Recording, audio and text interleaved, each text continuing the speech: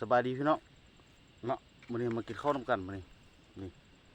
มื้อนี้มีปิ้งซีนหมูปลามื้อนี้เนาะไปซื้อน้ำเข้ามาปิ้งแบบบ่เอาคนออกเลย ครับตีน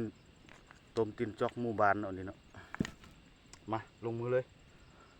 กินข้าวธรรมชาติชมวิวธรรมชาติปาดเลยปิ้งไม่ไหม้นี่ปิ้งสำลาด้วยนึงมันตอนใหญ่พอตอนนี้ครึ่งโลปิ้งนำกินไปนำเลยมีผักแก้มกับผักนางเลิศนี่เนาะโอ้นางก่อน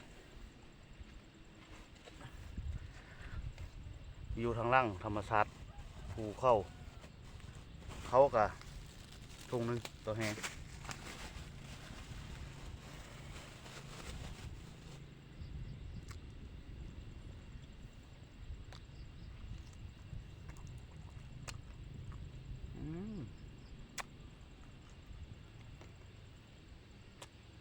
ลมพัดเย็นดีครับ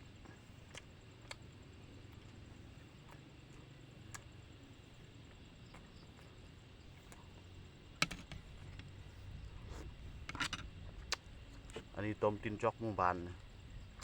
อันนี้หมูปลา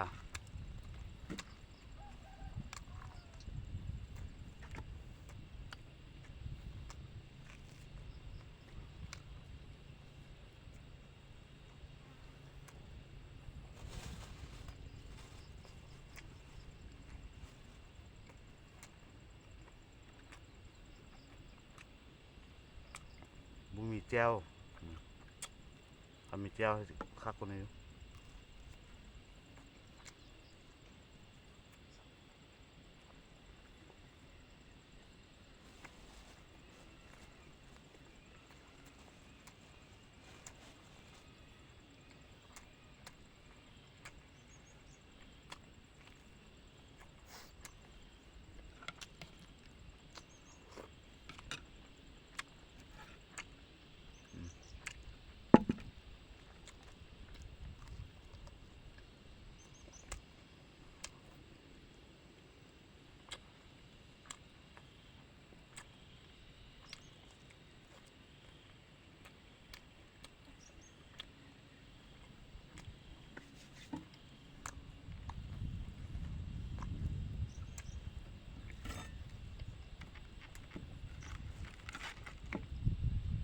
กินไปนำซอยไปนำเลยตอนนี้ใหญ่เลย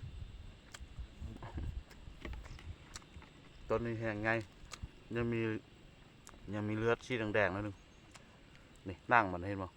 ปีนทางนั่งเลย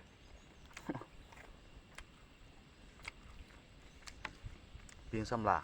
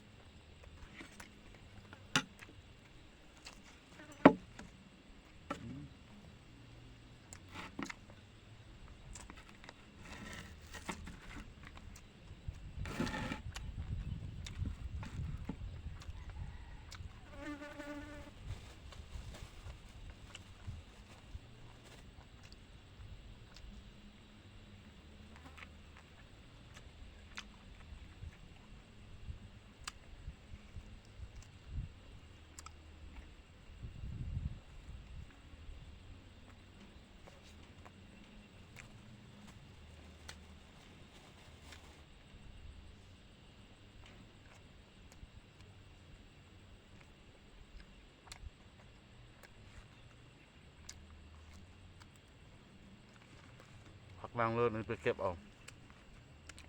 อยู่แปะบนนอนมันเกิดเต็มบ่มีผู้ใดเก็บ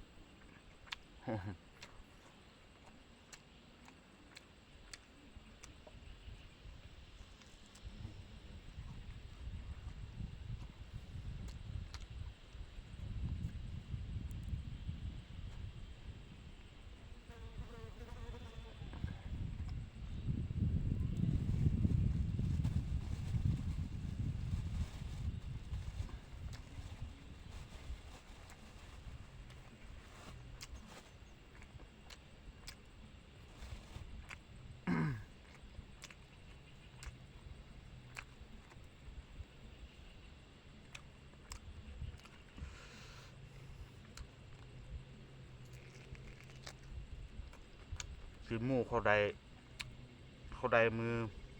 เมื่อคืนนี้เนาะเขามาเฮ็ดพูดค่ายเมื่อเช้านี้คือเข้าเครื่องโล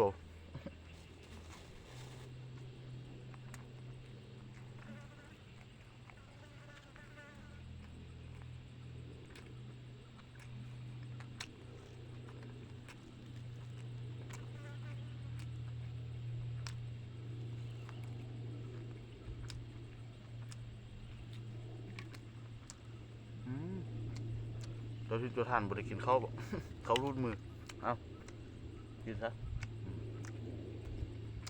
เอาปาดก่อนคนก่อนกินข้าวกินน้ำเด้อตัวที่ตัวทานเด้อกินอะไรอยู่วันอยู่ที่เลย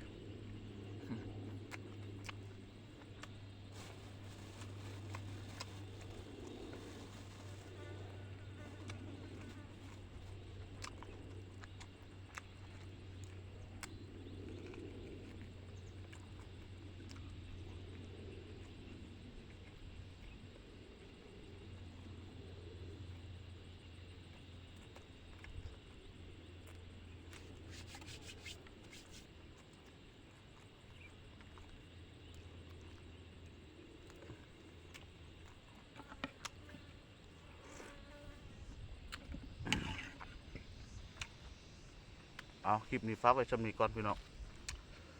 มันจียาวโพดเอาซ้ำนี้ก่อนนี่ยังเลือกบักไล่เลยมื้อหน้าเจอกันไหม